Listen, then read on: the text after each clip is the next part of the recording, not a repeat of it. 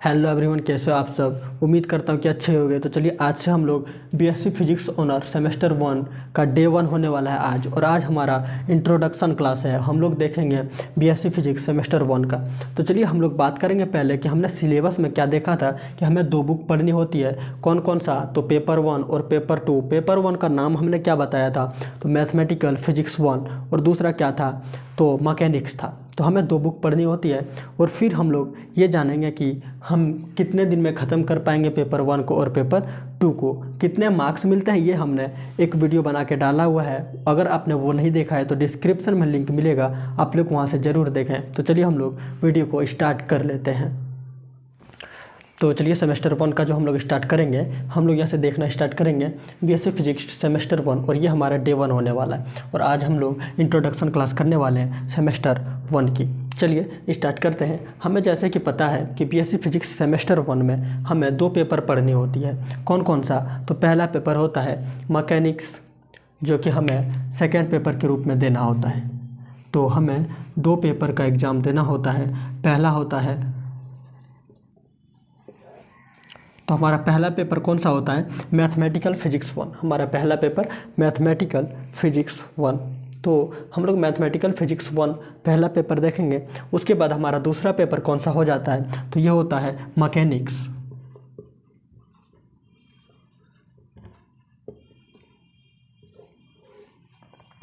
तो हमारा दूसरा पेपर होता है मैकेनिक्स, यानी कि पहला पेपर मैथमेटिकल फिजिक्स 1 और दूसरा होता है मैकेनिक्स। तो हम लोग मैथमेटिकल फिजिक्स 1 और मैकेनिक्स की बात करें तो ये पेपर 1 होता है हमारा, ये पेपर 1 और ये पेपर 2 हो जाता है। तो हम पेपर 1 की बात करेंगे तो पेपर 1 में हमें कितने यूनिट पढ़ने होते हैं? तो 3 यूनिट पढ़ने होते हैं। हम पहला यूनिट की बात करेंगे तो पहला यूनिट होता है कैलकुलस। सेमेस्टर 1 में हमें 2 पेपर का एग्ज़ाम देना होता है। पहला होता है मैथमेटिकल फिजिक्स 1 और दूसरा होता है मैकेनिक्स। तो मैथमेटिकल फिजिक्स 1 में हमें 3 यूनिट पढ़नी है, calculus, vector calculus, orthogonal curvilinear coordinates. ये 3 पेपर हमें जो होता है इसमें 3 यूनिट होता है। मैथमेटिकल फिजिक्स 1 में 3 यूनिट पढ़नी है। बाकी बात प्रैक्टिकल में जो भी होगा वो हम लोग बाद में देखेंगे। तो चलिए हम लोग अभी कैलकुलस देखने वाले कि कैलकुलस में हमें क्या क्या पढ़नी होती है। चलिए हम देखते हैं कैलकुलस में क्या क्या पढ़नी होती है।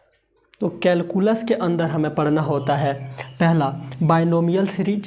सिर्फ इसमें स्टेटमेंट पढ़ेंगे, बाइनोमियल सीरीज ओनली स्टेटमेंट, ठीक है। उसके बाद हमें फर्स्ट ऑर्डर डिफरेंशियल इक्वेशन पढ़नी है। फिर हम उसके बाद इंटीग्रल फैक्टर पढ़ेंगे। फिर सेकेंड ऑर्डर डिफरेंशियल इक्वेशन पढ़ेंगे। फिर homogeneous equation with constant coefficient के साथ पढ़ेंगे। तो चलिए अभी जो हम लोग स्टार्ट करेंगे वो बाइनोमियल सीरीज स्टार्ट करने वाले हैं और हम लोग इसका स्टेटमेंट देखेंगे कि क्या होता है। तो उसके लिए सबसे पहले हम ये जानेंगे कि बाइनोमियल का मतलब क्या होता है। तो हम लोग बाइनोमियल पढ़ने वाले हैं कि बाइनोमियल होता क्या है। तो बाइनोमियल सीरीज को पढ़ने के लिए हमें बाइनोमियल जानना ज़रूरी है। चलिए हम लोग ये जानेंगे बाइनोमियल। बाइनोमियल कहने का क्या अर्थ होता है? तो देखिए मैं यहाँ पे बताता हूँ। जैसे कि एक इक्वेशन मैं यहाँ पे लिखता हूँ x² + y², तो हम लोग इसे बाइनोमियल कहेंगे। लेकिन सिर्फ x² बोलें तो इसे हम लोग क्या कहेंगे? और यदि हम x² + y² + √2 अगर ऐसा मिल जाए तो इसे क्या कहेंगे? और x1 y1 z1 x2 y2 यानी कि इस प्रकार से मिलता जाए तो हम लोग इसे क्या कहेंगे? जब n टर्म तक मिलता जाए तो इसे हम क्या कहेंगे? तो इस प्रकार के इक्वेशन को हम इसमें पढ़ेंगे। देखिए बाइनोमियल का मतलब होता है जिसमें 2 डिफरेंट टर्म हो, उसे हम लोग बाइनोमियल टर्म कहेंगे।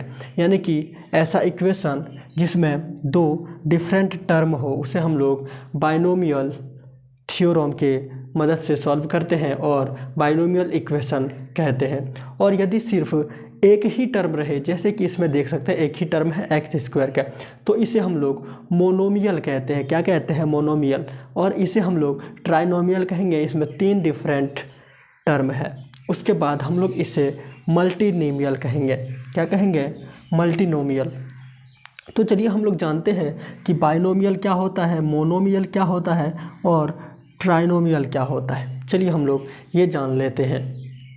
तो चलिए स्टार्ट करते हैं हम लोग। क्या होता है बाइनोमियल ये जानेंगे। तो सबसे पहले हम लोग इक्वेशन देख लेते हैं कि क्या होता है। कोई भी एक्सप्रेशन जैसे कि यहाँ पे एक्स स्क्वायर लिखा हो या फिर वाई स्क्वायर हो या फिर सिर्फ एक्स या सिर्फ वाई या फिर √2, इस प्रकार का कोई भी टर्म आपको दिख जाए तो इसे हम लोग क्या कहते हैं, मोनोमियल। इसे हम लोग मोनोमियल कहते हैं। क्या कहते हैं, मोनोमियल कहते हैं। तो मोनोमियल को क्या समझना है, ऐसा एक्सप्रेशन या फिर ऐसा इक्वेशन जिसमें सिर्फ एक ही टर्म हो, एक ही टर्म हो, उसे हम लोग मोनोमियल कहते हैं। लेकिन बाइनोमियल की बात करेंगे, बाइनोमियल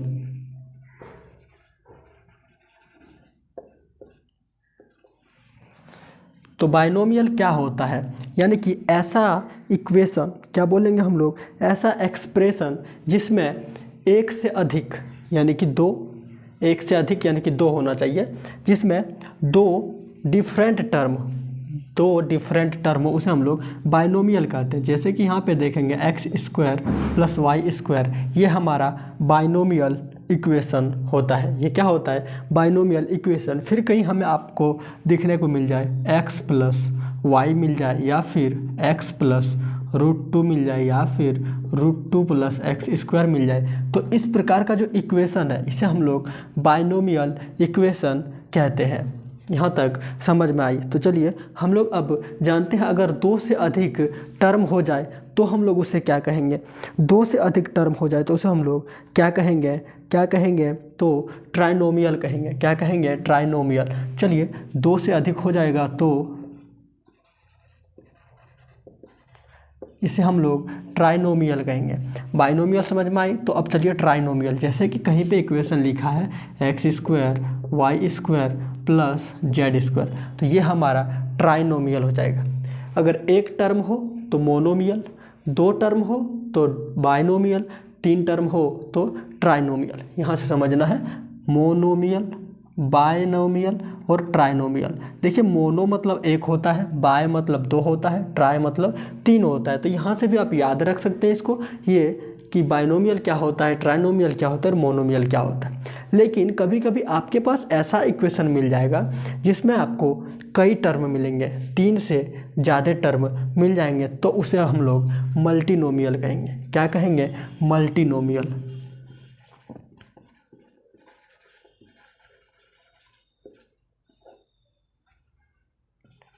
मल्टीनोमियल क्या होता है, यदि कोई एक्सप्रेशन ऐसा हो जिसमें तीन से अधिक हो या फिर 4, 5, 6 n तक हो, तो उसे हम लोग मल्टीनोमियल कहेंगे। क्या कहेंगे, मल्टीनोमियल कहेंगे। तो यहाँ तक समझ में आई।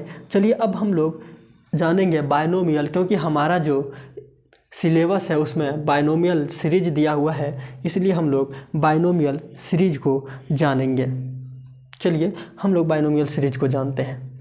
अगर हम एक बाइनोमियल की बात करें तो बाइनोमियल में क्या हो सकता है, दो डिफरेंट टर्म हो सकता है। लेकिन क्या बाइनोमियल में सिर्फ यही हो सकता है, क्या बाइनोमियल टर्म जो होता है उसमें सिर्फ वेरिएबल ही हो सकते हैं या फिर सिर्फ रियल नंबर ही हो सकते हैं।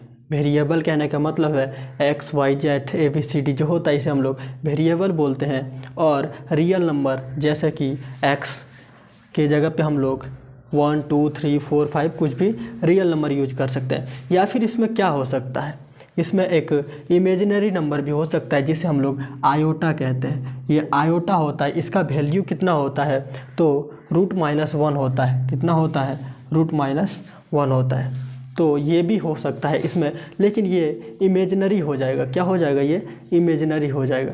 तो चलिए हम लोग कुछ उदाहरण देते हैं। जैसे कि यहाँ पे मैं एक इक्वेशन लिखता हूँ, √-1 के जगह पे क्या हम लोग यूज कर सकते हैं, आयोटा। तो क्या एक्सप्रेशन को हम ऐसे भी लिख सकते हैं, √x²। इसका क्या मतलब हो जाएगा, चलिए ये एक इक्वेशन है। कैसा इक्वेशन है, बाइनोमियल इक्वेशन है या नहीं, कमेंट करेंगे ये है या नहीं है। इसमें भी आयोटा हम ले सकते हैं, लेकिन ये इमेजिनरी हो जाएगा, ये इमेजिनरी हो जाएगा, लेकिन ये बाइनोमियल इक्वेशन होगा। लेकिन वहीं पे अगर हम बात करें एक इक्वेशन √2 + 3√2 + 5√2 क्या ये बाइनोमियल इक्वेशन है या नहीं है? तो ये बाइनोमियल इक्वेशन नहीं है, क्योंकि ये आपस में जुड़ जाएगा और एक सिंगल टर्म बन जाएगा, तो ये बाइनोमियल नहीं होगा, ये मोनोमियल होगा। चलिए अब हम लोग बाइनोमियल को अच्छे से जानते हैं। हम बाइनोमियल को अच्छे से जानेंगे, समझेंगे कि बाइनोमियल क्या होता है। तो बाइनोमियल हमने क्या बताया कि एक ऐसा टर्म होना चाहिए, उसमें दो डिफरेंट टर्म होना चाहिए, हम लोग तभी उसे बाइनोमियल कह पाएंगे। यानी कि हम क्या लिख सकते हैं कि ऐसा एक्सप्रेशन जिसमें दो डिफरेंट टर्म हो, उसे हम लोग बाइनोमियल कहते हैं। तो बाइनोमियल में जो हम लोग देखेंगे उसका जो पावर होता है वो रियल नंबर भी हो सकता है, होल नंबर भी हो सकता है, और इंटीजर नंबर भी हो सकता है, और नॉन इंटीजर भी हो सकता है। तो बाइनोमियल कौन सा कहेंगे और किसे कहेंगे, चलिए हम लोग ये जानेंगे कि कोई भी बाइनोमियल है, उस बाइनोमियल में क्या होना चाहिए, उसका पावर, ये हम लोग जानते हैं। तो बाइनोमियल का पावर भी डिसाइड करता है कि वो कौन सा बाइनोमियल बनेगा। अगर बाइनोमियल पे पावर होल नंबर हो तो उसे हम लोग क्या कहेंगे, और यदि इंटीजर नंबर हो जाए तो हम लोग क्या कहेंगे। हम लोग इस बात को जानेंगे और हम यहाँ पे लिख दे रहे हैं, आप लोगों को नोट करते जाना है। बाइनोमियल थ्योरम की बात करें, अगर किसी बाइनोमियल इक्वेशन का पावर होल नंबर हो, होल नंबर कहने का मतलब है 0, 1, 2, 3 ऐसे ऐसे आगे बढ़ते जाए तो हम लोग उसे होल नंबर कहते हैं।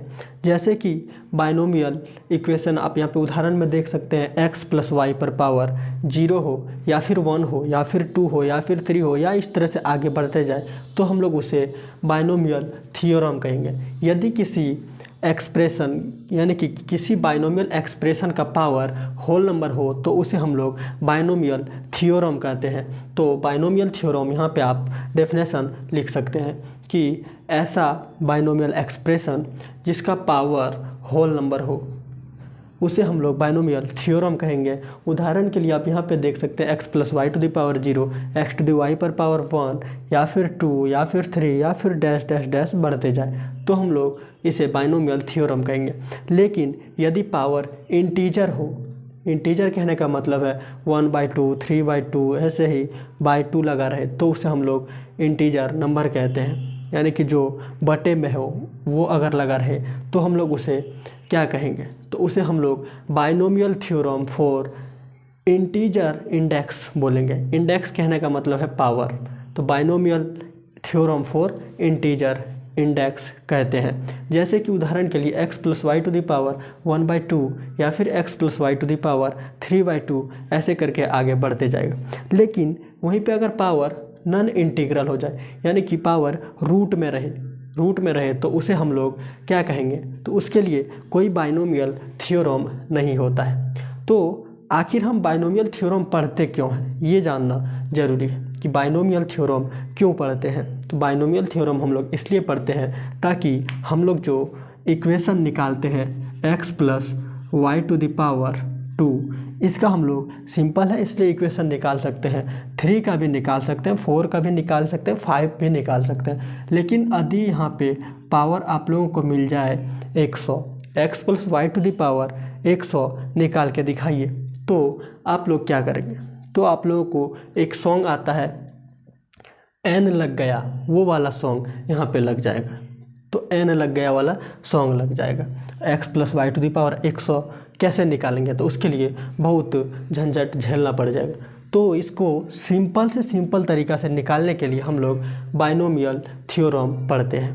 यहाँ तक समझ में आए। तो बाइनोमियल थ्योरम हम लोग क्यों पढ़ते हैं, ताकि हम x टू द पावर कुछ भी रहे, x + y to the power कुछ भी रहे, वो हम लोग निकाल सकें। तो चलिए हम लोग अब बाइनोमियल थ्योरम को पढ़ते हैं और इसका पावर कैसे निकलेगा वो हम लोग देखते हैं। हम लोग बाइनोमियल थ्योरम की मदद से सारे इक्वेशन को सॉल्व करना सीखेंगे कि हम लोग क्या जाने कि बाइनोमियल इक्वेशन अगर रहे, बाइनोमियल थ्योरम का यूज हम लोग वहाँ करेंगे जहाँ पे x + y यानी कि 2 टर्म रहे और उसका पावर होल नंबर रहे। तो हम लोग होल नंबर 0 से स्टार्ट होता है तो हम लोग चलिए 0 से स्टार्ट करेंगे। देखिए x + y to the power अगर 0 रहे तो इसका वैल्यू कितना होगा, तो किसी भी संख्या पे पावर 0 रहता है तो उसका वैल्यू 1 हो जाता है। लेकिन यदि इसका power x plus Y to the power 1 रहे तो हम लोग क्या निकालेंगे, सिर्फ x प्लस वाई निकल जाएगा। लेकिन x plus Y to the power 2 रहे तो क्या होता है इसका answer, X square plus 2xy plus Y का स्क्वायर होता है। इतना तक तो आपको याद ही होगा। और यदि x plus Y to the power 3 निकालें तो क्या निकलता है, X cube 3x square Y plus 3x Y square plus X cube. और यहीं पे अगर बात करें x plus Y to the power 4 की तो क्या हो जाएगा, x to the power 4x cube y plus 6x square Y square plus 4x Y का क्यूब और xy का क्यूब प्लस क्या हो जाएगा, तो y का 4 हो जाएगा, y टू द पावर 4। और यहीं पे अगर आपको बोले x plus Y to the power 5 निकालो, लोग इसको कैसे निकालेंगे शॉर्ट टर्म में वो आप लोगों को सिखाएंगे। तो चलिए सबसे पहले ये आप देखिए कि अगर हम पावर 2 रखते हैं तो जो इसका फर्स्ट टर्म और सेकेंड टर्म यानी कि लास्ट टर्म होता है, देखिए यहाँ पे पावर 2 है तो x पे भी पावर 2 है, यहाँ पे पावर 2 है तो लास्ट वाले जो y है इस पे भी पावर 2 है, यहाँ पे पावर 3 है तो यहाँ पे भी पावर 3 है और लास्ट पे भी पावर 3 है। यानी कि वैज्ञानिकों ने यहाँ पे क्या दिमाग लगाया कि यहाँ पे जो पावर रहता है टर्म पे वही पावर फर्स्ट टर्म और लास्ट टर्म पे होता है। यानी कि अगर x प्लस वाई पे पावर n रखें तो जाहिर सी बात है x पे भी पावर n होगा और इसका जो लास्ट टर्म होगा, लास्ट टर्म y होता है तो y पे भी पावर n होगा। बीच में कुछ भी हो उससे अभी मतलब नहीं है, लेकिन फर्स्ट टर्म और लास्ट टर्म जो होगा वो n होगा। क्या होगा, n होगा। उसके बाद इसने क्या देखा कि जब एक अंक आगे बढ़ा दिया जाए, एक कदम आगे बढ़ें तो यहाँ पे क्या होता है, पावर घटता है। यानी कि अगर यहाँ पे n है तो यहाँ पे n-1 होगा। देखिए यहाँ पे 3 है तो यहाँ पे 2 हुआ है, यानी कि x पे पावर हम लोग n-1 कर दें। और यहाँ पे क्या देखा गया, देखिए जब हम लोग इधर से आगे बढ़े तो यहाँ पे 2 हो गए, फिर आगे बढ़े तो यहाँ पे 1 हो गया, उसके बाद आगे जैसे ही बढ़े यहाँ पे 0 हो गया। यहाँ पे x का टर्म नहीं है, इसका मतलब x टू द पावर 0 था तो उसका वैल्यू 1 करके ख़त्म कर दिया गया। यहाँ पे भी देखें तो वैल्यू यहाँ पे पावर 4 दिया गया है तो x पे जो पावर है वो 4 है। फिर जैसे ही आगे बढ़े पावर 1 घट गया, 3 हो गया, फिर आगे बढ़े तो पावर 1 घट गया, 2 हो गया, फिर पावर 1 घट गया, यहाँ पे 1 हो गया, फिर पावर 0 हो गया। तो यहाँ पे हमने क्या देखा कि x का जो पावर है जब हम लोग इधर से जाते हैं, x का पावर जब हम लोग इधर से जाएंगे तो x का पावर घटेगा, x का पावर घटेगा और y का पावर बढ़ेगा। देखिए x का पावर यहाँ पे 4 है और यहाँ पे 3 है, यहाँ पे 2 है, यहाँ पे 1 है, यहाँ पे 0 था इसीलिए ख़त्म कर दिया गया है। लेकिन जब इधर से हम लोग y का पावर देखें तो यहाँ पे y पे पावर 0 है तो इसका वैल्यू 1 होता है, तो हम लोग यहाँ पे 1 नहीं लिखते हैं। उसी प्रकार से जब आगे बढ़े तो y का पावर जैसे ही 1 हुआ तो y लिखा गया यहाँ पे, यानी कि इसका जब पावर 1 घट रहा है तो y का पावर बढ़ रहा है, तो y का पावर हम लोग इधर जाएंगे तो बढ़ेगा। फिर देखिए यहाँ पे जब आगे एक कदम और आए तो क्या हुआ, x का जो एक और पावर नीचे गया और y का पावर बढ़ा। तो इस प्रकार वैज्ञानिकों ने क्या दिमाग लगाया कि पावर अगर यहाँ पे 1 घट रहा है x का तो y का पावर 1 बढ़ेगा। क्या होगा, y का पावर 1 बढ़ेगा। तो इसी तरह से हम लोग आगे जाएंगे तो x का जो पावर n-2 होगा तो y पे पावर 2 होगा कि नहीं। तो देखिए जितना n-1 होगा, n में जितना माइनस होगा उतना ही y पे पावर बढ़ेगा, यानी कि हम लोग n-r भी इसको लिखते हैं, तो n-r लिखते हैं। अब देखिए जब हम लोग इसको और आगे बढ़ाते हैं तो क्या होता है कि जब x का पावर पूरा घट जाए यानी कि 0 हो जाए, x का पावर, किसका पावर, x का पावर 0 हो जाए तो y का पावर n हो जाता है। ऐसा क्यों होता है? क्योंकि यहाँ पे देखिए x का पावर n है तो y का पावर 0 है, तो जब x का पावर 0 होगा तो y का पावर n हो जाएगा। तो ये इसी को हम लोग बाइनोमियल फार्मूला बोलते हैं। ये तो हो गया पावर, कि पावर कैसे बढ़ता है और घटता है। लेकिन जब इसका कोफिशिएंट की बात करेंगे हम लोग, कोफिशिएंट कहने का मतलब है यहाँ पे 3 से गुना है, यहाँ पे भी 3 से है, यहाँ पे 4 से है, यहाँ 6, यहाँ 4, ये कैसे हम लोग निकालेंगे? चलिए अब हम लोग वो निकालना सीखते हैं। तो अभी अगर आप यहाँ पे देखें कि इसका कोफिशिएंट यानी कि गुणांक क्या है, यहाँ पे 1 है, चलिए यहाँ पे इसका गुणांक 1 है। आगे यहाँ पे आ जाइए तो यहाँ पे क्या मिलेगा, यहाँ पे भी 1 है, यहाँ पे भी 1 है, यानी कि यहाँ पे भी 1 है, यहाँ पे भी 1 है। यानी कि हम कहीं ना कहीं ये कह सकते हैं कि ये 1 2 भागों में डिवाइड हो जाता है, 2 भागों में बंट जाता है, एक इधर भी हो जाता है और इधर भी हो जाता है, आधा नहीं होता है, 2 जगह पे आ जाता है। और जब हम लोग इस पे आएंगे तो क्या देखेंगे कि ये 1 2 भागों में जा रहा था, एक इधर और एक इधर, तो यहाँ पे भी आ गया और यहाँ पे भी, और ये n भी यहाँ पे भी और यहाँ पे भी आएगा। तो जब दोनों में 1 1 साइड में आ गया तो ये 1 यहाँ भी आएगा, ये 1 यहाँ भी आएगा, तो दोनों मिलके क्या बना देगा, तो 2 बना देगा। देखिए क्या हुआ, ये 1 यहाँ पे आ गया, ये 1 यहाँ पे आ गया। उसी तरह से यहाँ से भी ये 1 यहाँ आएगा और यहाँ भी आएगा, ये 1 यहाँ भी आएगा और यहाँ भी आएगा। तो यहाँ पे 2 1 आएगा, क्या आएगा, 2 1 आएगा, तो 1 1 मिलके 2 बना दिया। और आगे अगर हम लोग तीसरे पे बढ़ते हैं तो क्या होता है, देखिए यहाँ पे भी 1 आएगा और यहाँ पे भी 1 आएगा, और ये 1 और 2 यहाँ आएगा तो ये 3 बनाएगा, ये भी 3 बनाएगा, यानी कि 1 3 3 1। अब इसका आप कोफिशिएंट ज़रा चेक कीजिए, यहाँ पे भी 1 है, यहाँ 3 है, यहाँ 3 है, यहाँ 1 है। तो यहाँ पे आप देखेंगे कि एक ट्रायंगल का निर्माण हो रहा है, एक ट्रायंगल का निर्माण हो रहा है, हर जगह पे एक ट्रायंगल का निर्माण हो रहा है। ये जो ट्रायंगल बन रहा है इसको हम लोग पास्कल ट्रायंगल बोलते हैं। क्या बोलते हैं इसे, पास्कल ट्रायंगल बोलते हैं। तो हम लोग चलिए अब इसका कोफिशिएंट निकालते कैसे हैं वो हम लोग जानेंगे, कोफिशिएंट निकालना सीखेंगे, कोफिशिएंट कैसे निकालते हैं। चलिए मैं पहले एक इक्वेशन यहाँ पे लिख रहा हूँ x + y⁴ का। तो यहाँ पे मैंने एक इक्वेशन लिखा और यहाँ पे आप देखेंगे x + y⁴ का इक्वेशन हमने यहाँ पे लिखा है। तो ये इक्वेशन आप लोग क्या देखेंगे, x⁴ 4x³ y² + 6x² y² + 4xy³ + y⁴ है। तो ये कैसे हुआ, हमने क्या देखा कि जब हम लोग इधर से जाते हैं x का पावर घटता है और y का पावर बढ़ता है।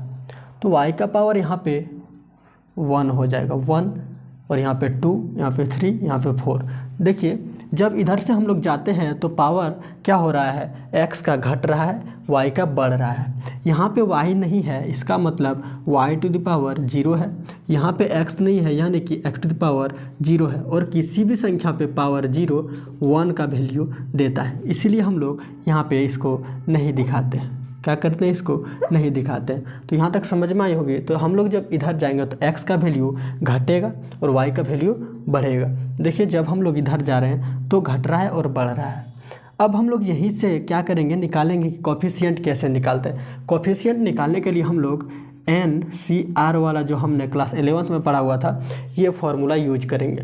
देखिए NCR का मतलब क्या होता है, ये n यानी कि जो पावर दिया है n बोलेंगे उसको, और r मतलब हम लोग जो यहाँ पे माइनस करते हैं, जैसे कि x n-1 यहाँ पे किए हैं, n यानी कि 4, तो ये हमारा n और ये r हो गया। तो यहाँ पे r हम लोग किसको बोलेंगे, जो भी घट रहा है उसको हम लोग r बोलेंगे। तो यहाँ पे देखिए x⁴ है तो y⁴ है।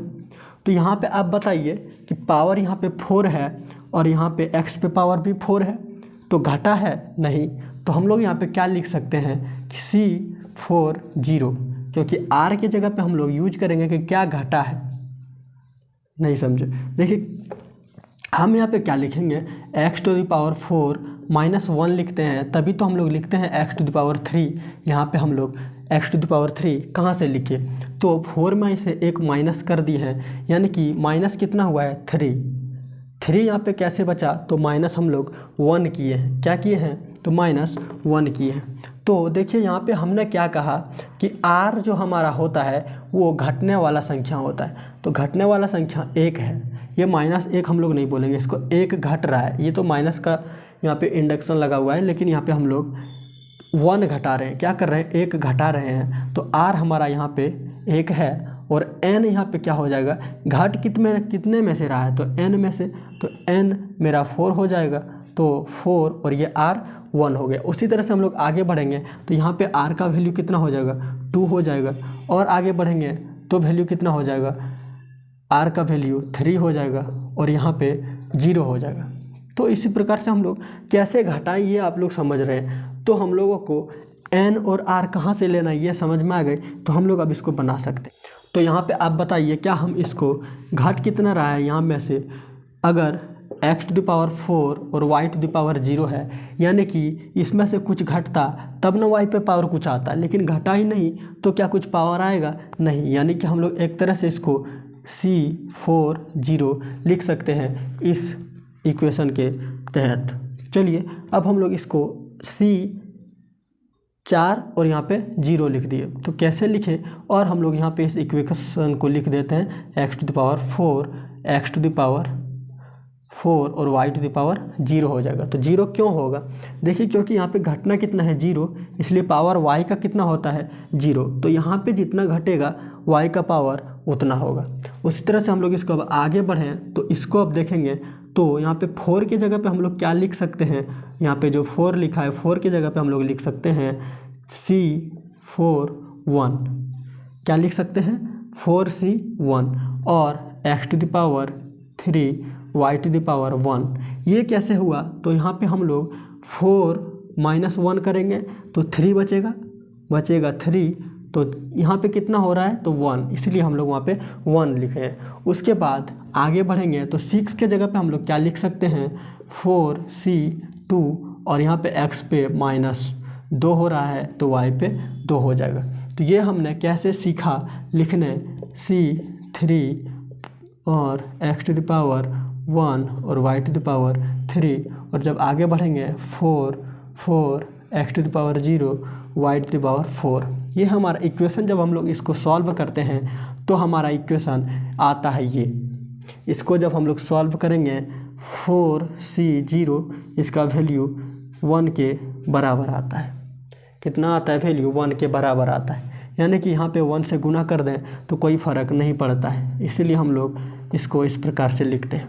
वहीं पे हम लोग 4C1 को निकालें तो 4C1 इसका वैल्यू 4 आता है, कितना आता है 4 आता है, इसीलिए हम लोग यहाँ पे 4 लिखते हैं। और जब 2 निकालेंगे तो 6 आता है, फिर 4 आता है, वहाँ पे 1 आ जाता है, जब यहाँ पे 4 करते हैं 4 तो यहाँ पे 1 आ जाता है, इसीलिए हम लोग वहाँ पे भी नहीं लिखते हैं। तो इस प्रकार से हमारा इक्वेशन तैयार होता है।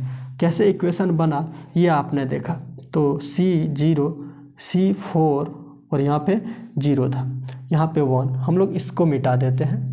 कैसे निकाल ये आप लोगों को समझ में आई होगी कि कैसे हम इसको निकाल रहे हैं। तो ये हमारा क्या आ गया कोफिशिएंट, कैसे निकाल रहे थे हम लोग, कोफिशिएंट यहीं से निकलता है। ये जो हमारा निकला ये इक्वेशन का कोफिशिएंट निकालने का जो प्रक्रिया है यहीं से हम लोग निकालते हैं कोफिशिएंट। तो कोफिशिएंट हमने कहाँ से निकाला, अब यहाँ पे हम लोग अगर n कर दें, पावर n कर दें तो क्या होगा, पावर n कर दें तो यहाँ पे भी n हो जाएगा, यहाँ पे तो 0 ही रहेगा, यहाँ पे भी n हो जाएगा, यहाँ पे भी n हो जाएगा, फिर यहाँ पे भी n हो जाएगा। और जब हम लोग इसको n लिख रहे हैं इसका मतलब इसमें बहुत ज़्यादा टर्म है, इसलिए अंत में NCN आएगा। क्यों, क्योंकि उसमें 4 आया था, यानी कि n से n तक लिखेंगे। ये हमारा टर्म आ गया n टर्म के लिए। तो हम लोग जब यहाँ पे n कर रहे हैं तो इधर भी n होना चाहिए, क्या होना चाहिए, n होना चाहिए। तो n हम लोग पहले पावर का कैसे निकालेंगे, तो हमने क्या सीखा, x पे पावर जितना है उतना ही रहेगा, जितना है उतना ही रहेगा। उसके बाद जब आगे बढ़ेंगे तो x पे पावर जो था -1 होगा और जितना माइनस होगा उतना इस पे आ जाएगा। उसके बाद फिर x का जो पावर है n-2 होगा, y का पावर फिर 2 हो जाएगा। यानी कि इतना r घट रहा है तो इसका पावर r बढ़ रहा है, r घट रहा है तो r बढ़ रहा है। इस प्रकार से जब हम लोग n किए हैं तो आगे तक जाएगा, बहुत ज़्यादा टर्म आ जाएगा। x⁴n माइनस क्या हो जाएगा r, तो r की जगह पे हम लोग n कर देंगे। क्यों? क्योंकि जब n-n हो जाएगा तो इसका पावर 0 हो जाएगा और पावर इसका 1 हो जाएगा, यानी कि बचेगा y⁴n। ये मैथ का टर्म था, ये समझ में आया होगा। y⁴n हो जाएगा। अब हम लोग जब इसको कोफिशिएंट लगा देते हैं तो कुछ इस प्रकार से बनता है x⁴n y⁴0, x⁴n-1 y⁴1, x⁴n-2 y⁴2, और यहाँ पे हम लोग x⁴n-3 y⁴3, और इस प्रकार से हम लोग जब आगे बढ़ते जाएंगे तो ये ऐसा कुछ आएगा और यहाँ पे y⁴n आ जाएगा। तो ये हमारा जो फाइनली निकला इसे हम लोग बाइनोमियल थ्योरम कहते हैं। ये हमारा बाइनोमियल थ्योरम हो गया। और हमने क्या देखा कि कोफिशिएंट निकालने के लिए जो हमारा ट्रायंगल का निर्माण हो रहा था, एक ट्रायंगल बन रहा था, उसे हम लोग पास्कल ट्रायंगल कहते हैं। क्या कहते हैं उसे? पास्कल ट्रायंगल कहते हैं। ये दो बात समझ में आई कि हम लोग बाइनोमियल थ्योरम किसे कहते हैं और पास्कल ट्रायंगल किसे कहते हैं। तो नेक्स्ट वीडियो में हम लोग ये देखेंगे कि बाइनोमियल थ्योरम का क्या यूज है, हम लोग इसको क्यों पढ़ रहे थे, इसका यूज क्या है। तो हम लोग नेक्स्ट वीडियो में वो देखेंगे, इसकी क्या प्रॉपर्टी है ये हम लोग सीखेंगे, यानी कि इसके क्या विशेषता है, क्या गुण है, वो सीखेंगे। तो अभी फ़िलहाल हम लोग यहाँ पे x⁴ अगर हम लोग 5 का निकालें तो क्या निकलेगा, आप अभी जल्दी से कमेंट करेंगे। तो 5 का निकालेंगे तो यहाँ पे 5 हो जाएगा, ये 5 हो जाएगा, ये 0 होगा। यहाँ पे भी 5 हो जाएगा, ये 0 होगा। यहाँ पे भी 5 हो जाएगा और 5 में से 1 जाएगा तो यहाँ पे 4 हो जाएगा और इसका वैल्यू 1 हो जाएगा। फिर यहाँ पे भी 5 होगा और यहाँ पे 5 में से 2 जाएगा तो 3 बचेगा। यहाँ पे भी 5 होगा, 5 में से जब यहाँ पे 3 जाएगा तो यहाँ पे 2 हो जाएगा। क्या हो जाएगा? 2 हो जाएगा। उसके बाद जब C5 से वहाँ 3 घटा तो यहाँ 4 घटेगा और 4 जब घटेगा x⁵ में 4 घटेगा तो 1 बचेगा और y⁴ हो जाएगा। और आगे बढ़ेंगे तो C5 यहाँ पे 4 और x⁵0 हो जाएगा। क्या हो जाएगा? x⁵0 हो जाएगा और y⁵5 हो जाएगा। तो इस प्रकार से हमारा x + y⁵5 का फॉर्मूला आ जाएगा। जब इसको हम लोग सॉल्व करेंगे तो x⁵5 y⁵10 क्या आ जाएगा? सॉल्व कर लेते हैं हम लोग इसे।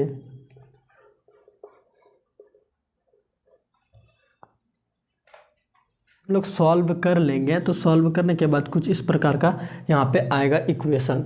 क्या इक्वेशन आया? x⁵5 5x⁴y + 10 x³ y³ + 10 x² y³। और जब आगे सॉल्व करेंगे तो 5x y⁴ और यहाँ पे y⁵5 आ जाएगा। तो ये हमारा एक इक्वेशन तैयार हो गया। लेकिन जब हम लोग इस पे 5 के जगह पे 100 कर दें तो क्या होगा, ये आप लोग कमेंट करेंगे और तब हम लोग नेक्स्ट वीडियो में इसको सॉल्व करेंगे कि क्या होगा x + y⁴ की वैल्यू क्या होगा, हम लोग ये निकालेंगे नेक्स्ट वीडियो में। और नेक्स्ट वीडियो में हम लोग ये जानेंगे कि इसकी क्या प्रॉपर्टी है। प्रॉपर्टीज हम लोग देखेंगे नेक्स्ट वीडियो में कि क्या होता है। तो उससे पहले हमने क्या देखा कि फिजिक्स सेमेस्टर 1 में हम लोग कैलकुलस देखें। पेपर 1 में जो था कैलकुलस, उसमें हम लोग बाइनोमियल सीरीज की बात की है। बाइनोमियल सीरीज में जब हम लोग आगे बढ़े तो बाइनोमियल थ्योरम क्या था वो हमने जाना। और हमने ये जाना कि बाइनोमियल का जो इक्वेशन होता है उसमें जब हम लोग आगे बढ़ते हैं तो x की पावर घटती है, y की पावर बढ़ती है। और हमने ये जाना कि क्या होता है पास्कल ट्रायंगल। पास्कल ट्रायंगल जब यहाँ पे 1 होता है और ये 1 2 जगह पे आ जाती है और फिर ये 1 2 जगह पे आना चाहेगी दोनों 1, ये 1 तो यहाँ पे आएगी ही और यहाँ पे दोनों आएगी तो 2 बनेगी। फिर हमने इस प्रकार से देखा कि कैसे पास्कल ट्रायंगल हर पॉइंट पे पास्कल ट्रायंगल बन रहा था। यहाँ पे पावर 0 था, पावर 1 था, पावर 2 था। तो जो हमने देखा कैसे पास्कल ट्रायंगल बन रहा था। तो नेक्स्ट वीडियो में हम लोग जानेंगे कि कैसे हम लोग इसका प्रॉपर्टी क्या होता है, उसका क्या यूज होता है, वो हम लोग नेक्स्ट वीडियो में जानेंगे। तो उम्मीद करते हैं कि यहाँ पे हमने जो भी समझाया वो आप लोगों को समझ में आया होगा। तो हम लोग नेक्स्ट वीडियो में मिलेंगे। Thanks for watching. और हमारा जो बैच ये है फिजिक्स सेमेस्टर 1 का, ये हमारा अल्टरनेट चलने वाला है। अल्टरनेट कहने का मतलब है कि MWF या फिर TTS किसी एक दिन में चलेगा और अल्टरनेट चलेगा। तो नेक्स्ट वीडियो में मिलते हैं। Thanks for watching.